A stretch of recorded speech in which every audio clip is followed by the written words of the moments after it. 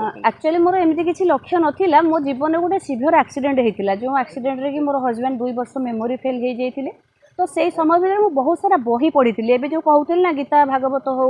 कि बड़ बड़ लेखकों डेल कार्निक आमर उज्ज्वल पाटनी तापर शिवखेड़ा एमती बड़ बड़ लेखकों बही मुझे पढ़ुली से समय 2 वर्ष भर माने बेड्रे थी मो हजबैंड को ट्रिटमेंट करूली तो पढ़ला देखिली ए बहुत किसी जिनस जानवाक अच्छी जहाँ समाज में भी दरकार अच्छी तेणु बर्तमान तो समाजर परिस्थिति भी ठीक ना देखिए घरे गोटे घरे जमीबाड़ी गंडगोल होना मारपिट हो मरामरी हो जाती माने आम जानूचे कि जमीबाड़ी आम जीवन किसी भी नुहे तथापि भी मारपिट होचे निजर क्रोध को कंट्रोल करें तो मुझे जो देखिली ये सब बुक्स एत सब भल जिन अच्छी तो भाविली ये भी समाज में दरकार अच्छी तापर मुझे धीरे धीरे मोर सब भिड बनईकिना मुझे छाड़ी आपण मान स्नेह मत भी पाइली आज पाऊँ सबुदिन पाइबी बोली मोर आशा भरोसा